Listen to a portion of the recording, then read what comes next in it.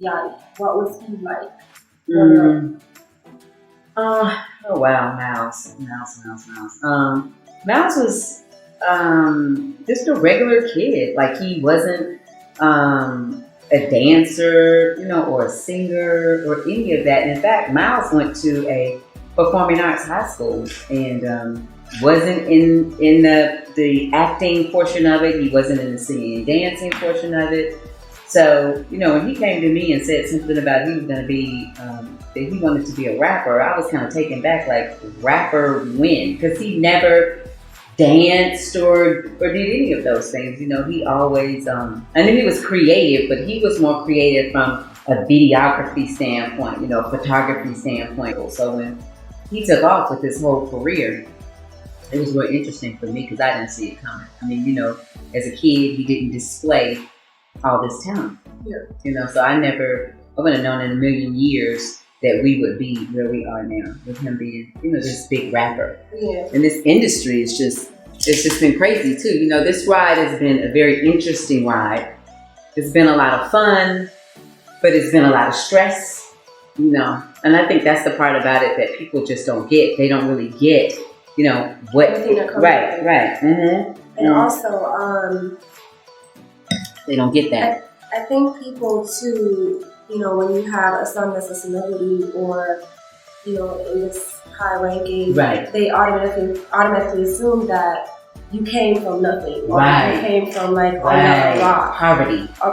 Or something. Yeah. So I think that's one of the things that people need to understand or need to be conveyed to them that, listen, we had lives, we had homes, we had cars and jobs and stuff. Yeah, because people can be so mean, and they both, like Miles started very, very young. He was 17 when we started this thing, so he didn't know he needed an LLC. He didn't know he needed an S corp. He didn't know he needed to do any of that. All he knew was he wanted to be an artist. So I got very much involved. Came out of corporate America, and just kind of jumped on board and got involved. In the first year, I probably wasn't as involved because Coach and P, his managers, took a, very take charge approach. Mm-hmm. So they handled a lot of his business. But I did kind of keep my ear glued to what was going on because I had heard all those horror stories about when these kids sign deals and get in the industry. I always told Miles from day one, don't sign anything. I don't care what paper you get. Do not sign anything. Let us take it to an attorney and look over it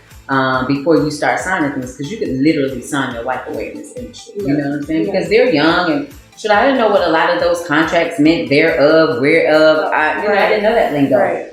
So I had to kind of get a lawyer to kind of look at it and look at some things. But that's very important that you have someone in your corner to kind of direct you. And teach you about the 360s. Yes, all the deals. Yeah. What you're getting yourself into. The difference in being in a deal, signing a deal and being independent. Yeah. There's a big difference. There's pros and cons. Being independent work for some people. It's very lucrative to some people, as you know. Signing a deal might work for some people. You really have to do kind of what works for you, but you need to know the difference between the two. Yeah. Also, did you ever have any issues with Miles growing up? Not really. Miles was a pretty good kid. I don't think Miles decided he wanted to do some stupid stuff until he got to college and did that whole credit card crap, like a lot of these kids are out here doing, but I called it before he even got into it, because I know my child. Yeah. I was like, look, I'm telling you, you headed up the wrong road. You don't want to do that. But kids are young and they try stuff. Like I'm sure a lot of these kids out here, they get involved in stuff, whether it's girls that they don't have any business being bothered with, or taking up business with, or just doing stuff because they see all the glitz and the glamour and they want it, and they want it by any means necessary. So, girls. Oh God. I think that's my biggest, as you know, my biggest fear, a baby. Why? You know what? Let me take that back. It's not the baby.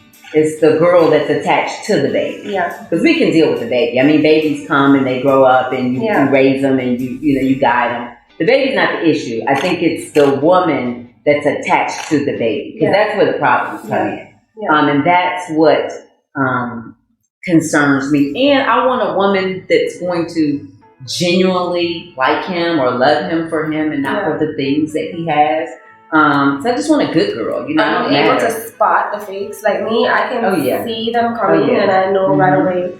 You know, women's intuition, a mother's intuition. Do you have that? And does he listen to you? Cause well, when it comes to the, you know, it's funny because he doesn't really bring a lot of them my way unless he's kind of serious. You know, like I don't really meet a lot of his female friends, thank God.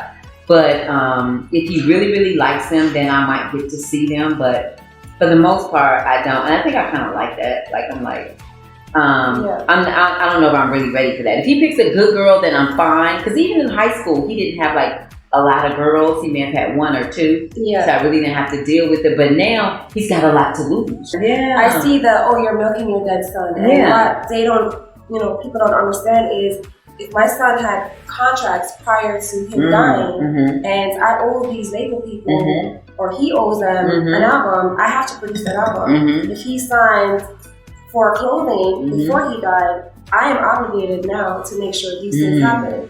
And so those are one of the things that I see on the internet all the time. Is you're milking your dead son. Right. You know, and I'm just like, it's horrible. Who raised you? Because at the end of the day, like, here you are, you have a grieving mother that's dealing with, trying to wrap my head around the fact that my son's gone, and then, you know, you have all this whole thing drops in your lap, and then you have to, you're dealing with that and trying to learn the industry and everything about it, and then now you have these people like coming for you, saying these mean things. You know what I mean? So I don't think they understand the nature of the game that, yes, if he signed a contract before he died, I'm obligated to fulfill that. You know, I didn't even think about that. You do. You got to keep his legacy going. That comes with the fame. Do you have a lot of people that you find are coming out of the woodworks? How long has it been since Smiles being famous? It's been 3 years. 3 years. We're going on. This is our 3rd year since Smiles became really famous. And you know, it's funny you should say that because I do. People that I don't even really know come asking for stuff, and I know to whom much is given, much is expected. I do understand that. And there's a difference with someone trying to use you or expect that you're supposed to take care of them.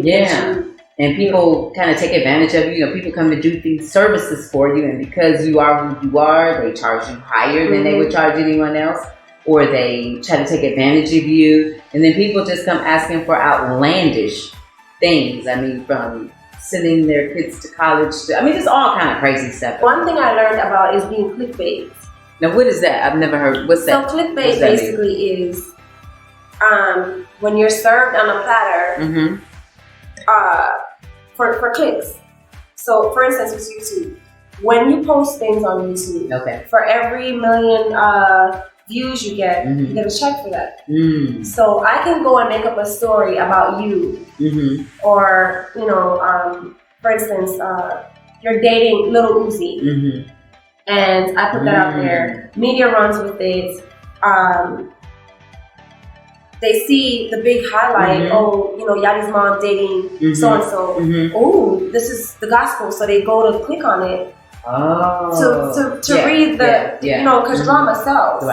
And in fact, there's no truth to it, you know what I mean? But because it's there, they're going to click on it. And the person on the other end, they make money from every click that they get. So that, my friend, is clickbait. And so it put me in a position where I realized that not everything that you see in the media is true. I saw the other day, it was very edited, that it was something supposedly from Billboard that I'm selling my son's hair. Now, why on earth would I do that? But they're so crafty. These people are so crafty that they're able to take, you know, the letterhead or whatever it is that how their thing is structured and write it up and post it. And the fans run with it, and they're like, "Oh, you're selling your son's hair," and I'm like, "What?" Like, I'm seeing things in the media about myself that I'm just like, "Whoa, you know, what is going on?" Or whatever. So that's clickbait. And so being on the other side of the spectrum, I started to realize, like, oh God, like, you know, back in the day, or even a year or two ago, when we see things about these celebrities in the papers and in the media, it's not true. Right. Half the time it's not true. Right. It's clickbait this whole time to get to sell magazines or nowadays for Instagram it's for likes or in the case of YouTube, they physically monetize these things. You know what I mean? And so, you know, I'm learning a lot as I go. Yeah, you do. You learn a lot. That's my whole goal. Is I just want to get the message out there, talk to a lot of these parents that are in not only the rap game, but parents that are managing skateboarders or that have kids that want to be gamers or that want to be stylists or influencers. You know, all these new careers that are out there, give them a guidebook that they can follow. You know what I'm saying? If they need a lawyer in Wyoming or they need an accountant in San Francisco, they can go to the guide and say, okay, let me see which lawyers, as she said, are reputable and that won't just, you know, that won't take advantage of me. Because there are a lot of people out there waiting to take advantage of these kids and their careers and just take money from parents. You know what I'm saying? And there's just some things out there that parents should know when to pay money, when you shouldn't pay money, when not to pay money. And just certain things to look for, different questions to ask their accountant, different questions to ask their lawyer. So that's just what I'm trying to create a platform for, to give other parents like us a guidance. And the know-how, and put them in the circle with other parents and what's the next step to take and what you should be doing with your child. And, you know, a lot of parents post and they may email me or DM me and they're like, my child wants to leave high school. Like, I'm never going to be one to tell kids to leave high school. College, that's a choice. That's second level. You really don't have to do that. You can always do that. But I'll never tell kids, just drop out of high school and go do it. Because that's exactly what John did. You know, he dropped out of high school to pursue his dreams, and he always told me that he wanted to be an artist. And, you know, of course, I fought with him a lot about going to school and stuff like that. I'm a mother. That's what we do. Kids tell me, oh, I'm not going to school. Exactly. You know, you're going to fight with your kids to go to school. Right. You know what I mean? But I agree, you don't have to have a college degree to be successful. Definitely not. No. We're living in a different era. We're living in a very different era. It's very different from where I come from. You know, when I got out of high school. Old school. You had three options. Where I'm from, you either go to the steel mill, you either go to college, or either you go in the military. You only had three choices. When I'm from Jamaica, you don't go to school and go to college, or you going to get education. Your mom beat your ass. Right. It's going to be one or the other. So for me, being from Gary, Indiana, those are your only three choices. I knew I wasn't going in the steel mill. I knew I wasn't going in the military. So I was like, okay, let me take my butt to college. And I did. And I went for 4 years, and then I went to graduate school and came out. And, you know, for me, it was the job, the house, the white picket fence, the whole, you know, but that is not the dream today for these kids. These kids are like, I'm going to be a millionaire. I'm going to get the bag. I'm going to get money. I'm going to do this. And, you know, so I had to support him. You know, I pushed him off to school because that was my dream for him. That wasn't his dream for him. But I pushed him off to school, and the whole time he was there, he kept calling me saying, look, I'm supposed to be rich. I'm supposed to be doing music. I'm not supposed to be doing this. And it was very hard for me to let my dream go. You know, so finally I was like, okay, Lord, this is evidently not what this kid wants to do. And as soon as I took my hands off of it, his career just kind of went to the next level. Like, I couldn't. That's one thing that parents need to let go is not about you and what you want. You have to allow your kids to follow their dreams. Otherwise, they end up in some job. They go to college, they end up in some job, and they're miserable for the rest of their lives to please the parent. And job kind of changed my mindset because I'm very old school. Like, you do as you're told, and that's it.